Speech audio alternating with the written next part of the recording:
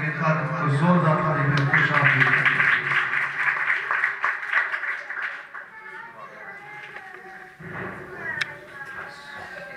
आए अपने सर झुकाएंगे, दुआ मांगेंगे, खुदावंद की सुनी जुबान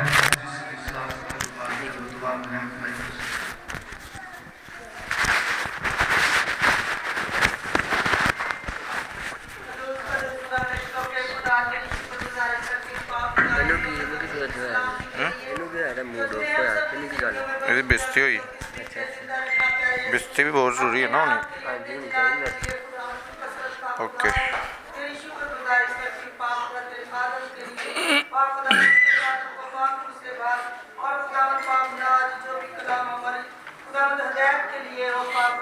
हमारे घर घराने के लिए गुजारिश करती हूँ। बाकी वक्त के साथ सब के नाम से मांगती हूँ। आमीन। Thank you Jesus.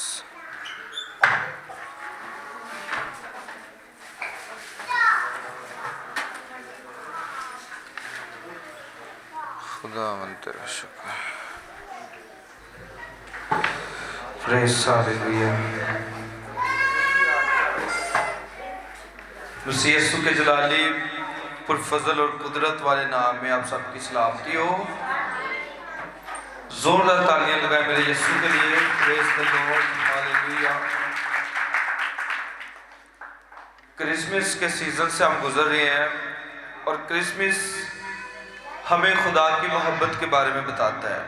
और आज जिस पर हम बात करेंगे वो थोड़ी सी कहानी है क्रिसमस की, यानी कि खुदा यीशु मसीह की पैदाइश की कहानी बाइबल मुकद्दस की ज़ुबानी, यानी कि बाइबल मुकद्दस में किस तरह क्रिसमस या खुदा की पैदाइश, खुदा के बेटे के आने का जिक्र हमें मिलता है। या अगर यूहन्ना 3 बाब और उसकी 16 आयत मुकद्दसा को पढ़े तो उसके अंदर हमें खुदा की उस मोहब्बत का, ये इसके रिपीट बंद करें, रिपीट इसको बंद करें।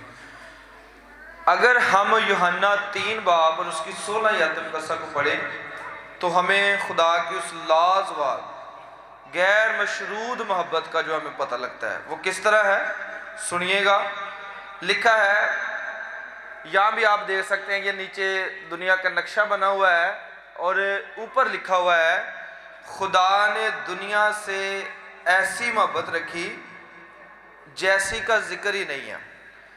खुदा ने दुनिया से ऐसी मोहब्बत रखी कि उसने अपना इकलौता बेटा बख्श दिया ताकि जो कोई उस पर ईमान लाए हलाक ना हो बल्कि हमेशा की ज़िंदगी पाए। खुदा के कलाम के पढ़े सुने जाने पर खुदा की बरकत एक आवाज़ में किएगा आमीन। अब देखें, ये जो मोहब्बत है ना, खुदा ने दुनिया से ऐसी मोहब्बत रखी कि उसने अपना इकलौता बेटा, अब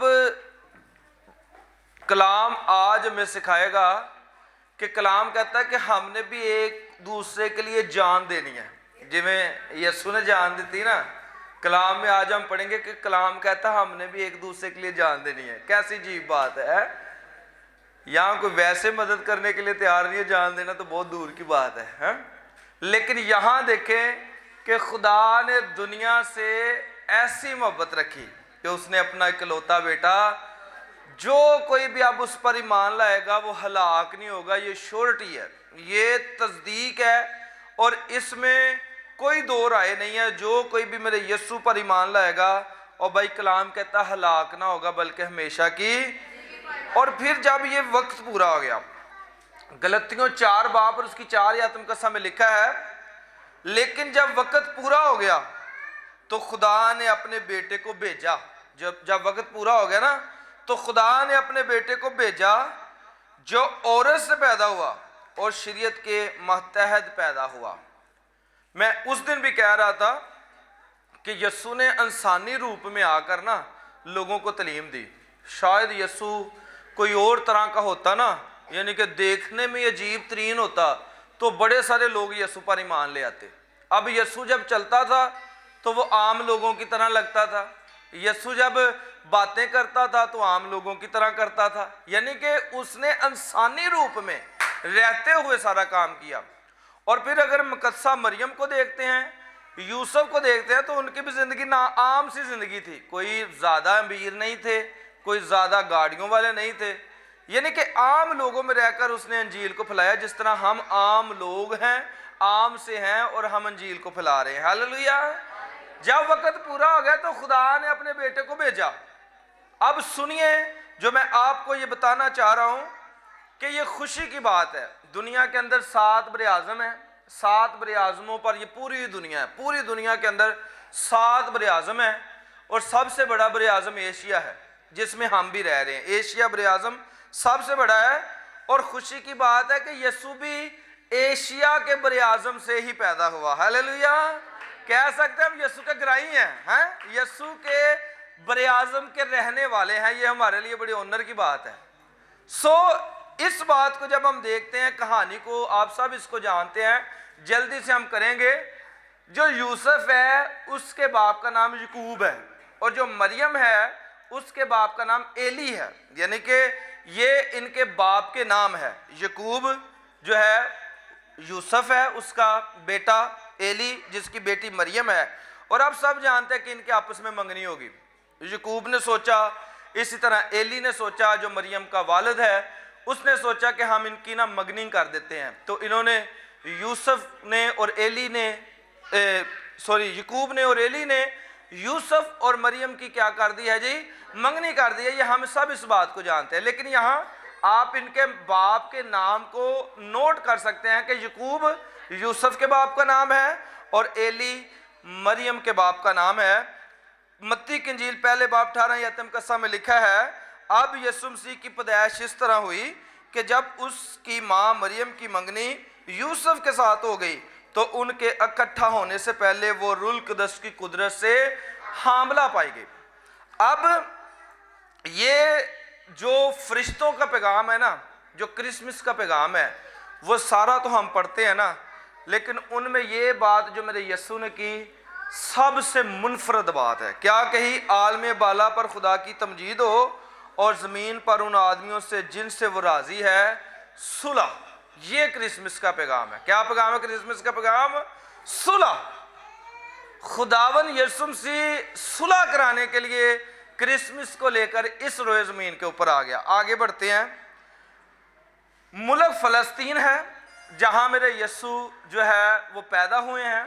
उस वक़्त के हिसाब से जो सियासी हुकूमत थी वो रोमियों की हुकूमत थी, यानी कि रोमी उस वक़्त के हुकूमत के मालिक थे।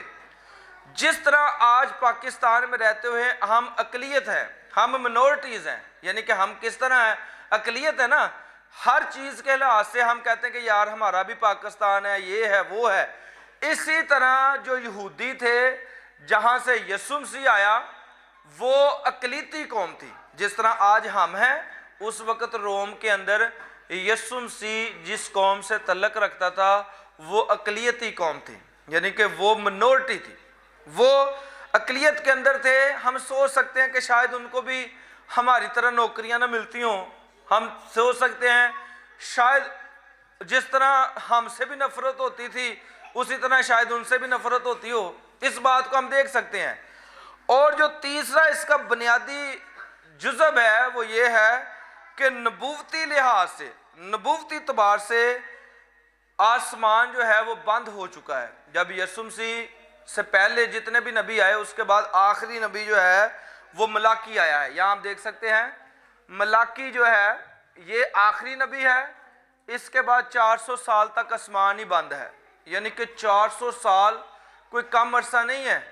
400 साल हिसाब लगा लें कि ये 400 साल में पता नहीं कितनी, मैं तो समझता हूँ कि 5-6 नस्लें तो गुजर चुकी होगी, यानी कि 60-70 साल का अरसा भी एक नस्ल का लगाए तो 400 के हिसाब से 5 नस्लें तो गालबन गुजर चुकी होंगी। इन 400 सालों में हिसाब लगाएं, ना तो कोई नबी आया, ना ही कोई रसूल आया, ना ही कोई खुदा का मैसेज आया कि भाई अपने आप को सीधा कर लो, अपने आप की राहें सीधी कर लो, खुदा ये कोई मैसेज नहीं आया। अब लोग बड़े परेशान हो गए। उन्होंने क्या है, पहले तो गाए बगाए कोई ना कोई नबी आता ही रहता था, गाए बगाए कोई ना कोई पैगंबर आता ही रहता था जो खुदा की बातें बताता था। हिसाब लगाएं, कोई बंदा 400 साल तक खुदा का नाम ही ना ले, वो कैसी हालत उसकी हो जाएगी। 400 साल कोई बंदा खुदा की आवाज ना सुने, उसकी हालत कैसी हो जाएगी। 400 साल कोई बंदा इबादत ना करे, उसकी हालत कैसी हो जाएगी। कितना इब्लीस का जोर होता होगा जब मेरा यस्सु आया होगा। मैं समझता हूं कि पूरे तरीके से उसने जमीन को घेर लिया होगा। हैं 400 साल, हिसाब लगाएं, 400 साल के अंदर ना तो कोई नबी, ना पैगंबर, ना कोई रसूल, ना कोई खुदा का पैगाम। आसमान बंद है, खुला ही नहीं आसमान। पहले फरिश्ते भी आ जाते थे, पहले खुदा के पैगाम भी आ जाते थे, कोई बंदा रसूल आ जाता था, यहां नहीं। मैं इसको देख रहा था कि आहिस्ता आहिस्ता लोग खुदा को भूलते जा रहे थे। 400 सालों के अरसे में लोग खुदा को फॉरगेट करते जा रहे थे, खुदा को भूलते जा रहे थे। ਉਹ ਜਿਵੇਂ ਮਿਸਾਲ ਨਾ ਪੰਜਾਬੀ ਦੀ, ਜਿੰਨੇ ਲਾਇਆ ਗੱਲੀ ਤੇ ਉਹਦੇ ਨਾਲ ਹੀ ਤੁਰ ਚੱਲੀ ਹੈ, ਉਹ ਹਿਸਾਬ ਹੋ ਗਿਆ ਸੀ ਲੋਗों ਦਾ। किसी ने कुछ बनाया, उसने कहा भाई ये खुदा है, लोगों ने उसको मानना शुरू कर दिया। किसी ने कुछ बनाया, उन्होंने कहा ये खुदा है, लोगों ने उसको मानना शुरू कर दिया। अब कलाम सिखाता है जब वक्त पूरा हो गया ना, जिस तरह हमने गलतियों 4 बाब 4 यातिम कसा कि वक्त पूरा हो गया तो खुदा ने किसको भेजा? अपने बेटे को भेजा। और जब बेटा आया तो उसने आकर उस बंद आसमान को जो 400 साल से बंद था, उसके पैदा होते ही, जब वो पैदा ही हुआ तो 400 सालों में एक भी फरिश्ता नहीं आया है। तो जो ही पैदा हुआ, लूका के इंजील में लिखा हुआ है कि फरिश्तों का ग्रोह ही आ गया। एक नहीं, दो नहीं, बल्कि लाखों फरिश्ते यीशु की मुनादी करना शुरू हो गए। हालेलुया। बंद आसमान भी खुल गया भाई, बंद आसमान ओपन हो गया। अब 6 महीने पहले फरिश्ता गया है लिशबा के पास। 6 महीने पहले उसने कहा सुन, तेरे बेटा होगा, तूने उसका नाम क्या रखना है जी? यूहन्ना रखना है। लिशबा का जो बेटा है उसका नाम क्या है? यूहन्ना रखना है। अब 6 महीने बाद पैगाम मिलता है मुकस्सा मरियम को। 6 महीने बाद तो वो कहता देख, लिशबा के भी बेटा होने वाला है जो बांझ के लाती थी है।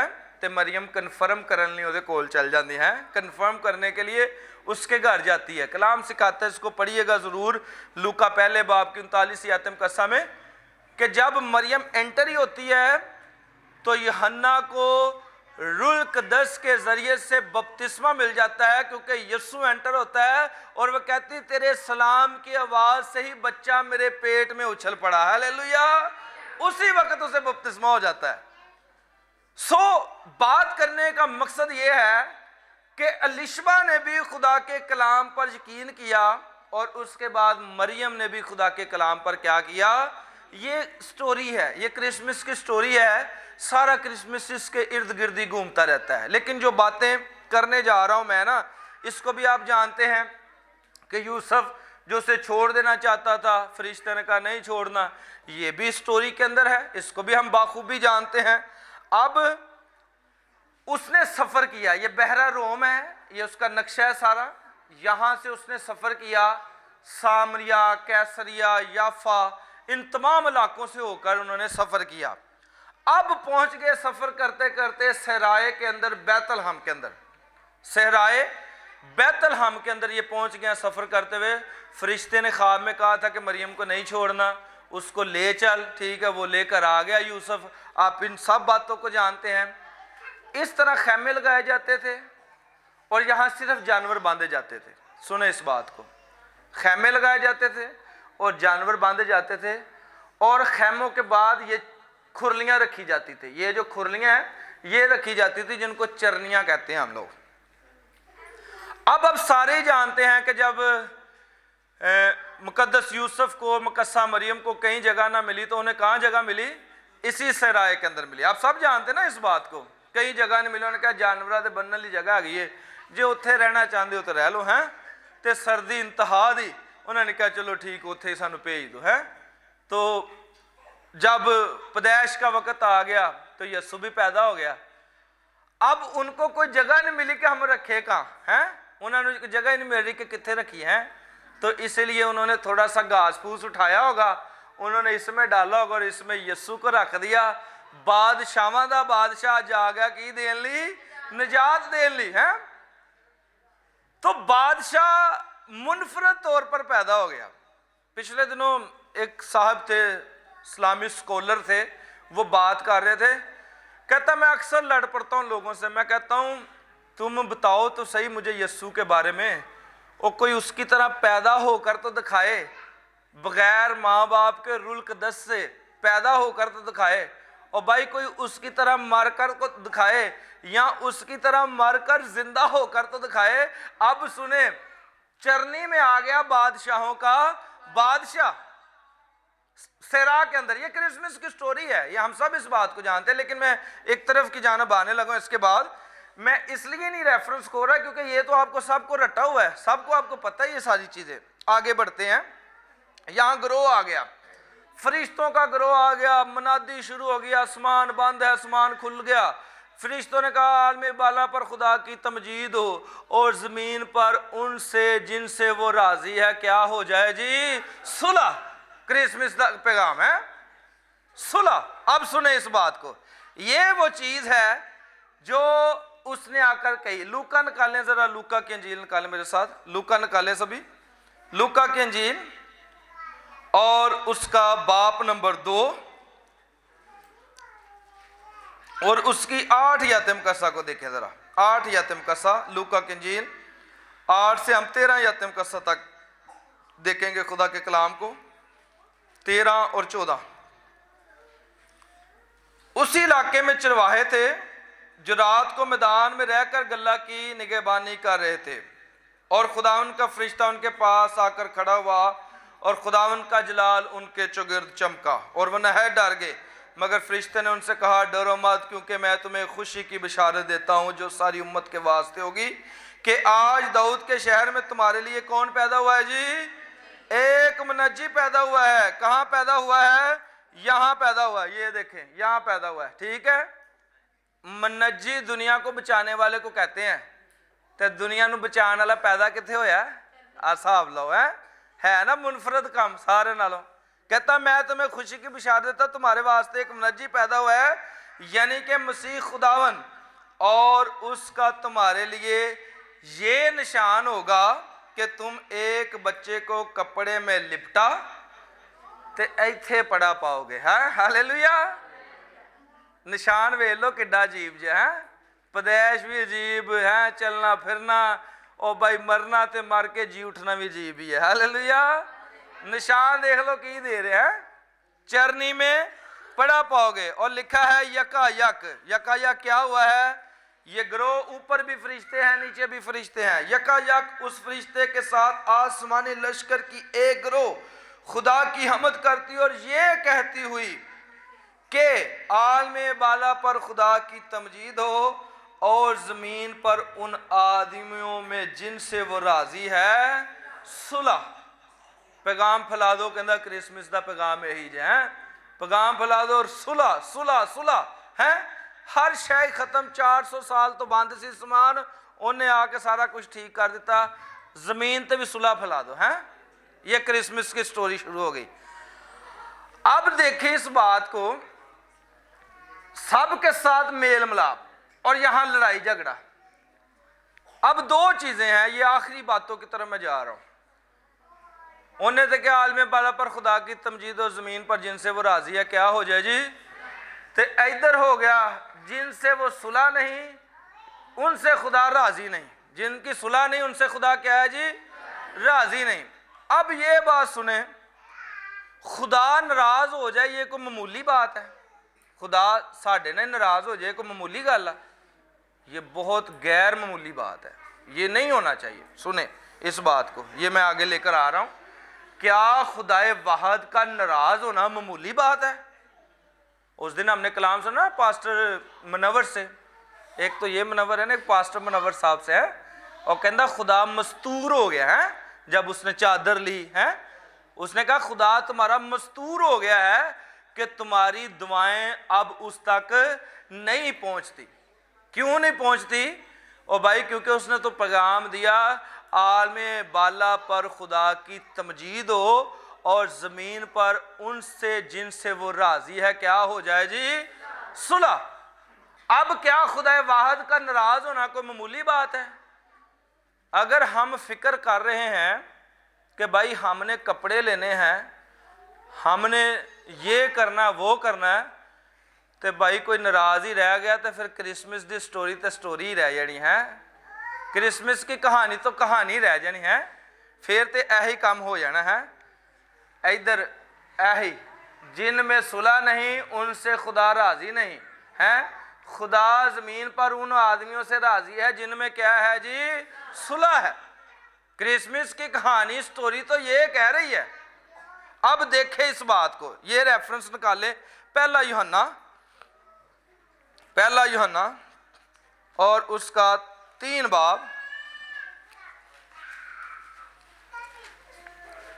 3 बाब की हम आयत मुकद्दसा 14 पढ़ने लगे हैं। सुनिएगा बड़े गौर से।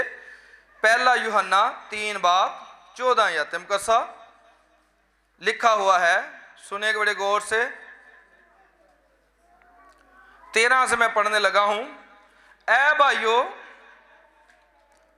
अगर दुनिया तुमसे अदावत रखती है तो तजब ना करो। हैं कहता दुनिया तुहाडे नाल अदावत रखती है तो हैरान ना हो। हैं हम जानते हैं कि मौत से निकलकर जिंदगी में दाखिल हो गए हैं क्योंकि हम भाइयों से मोहब्बत रखते हैं।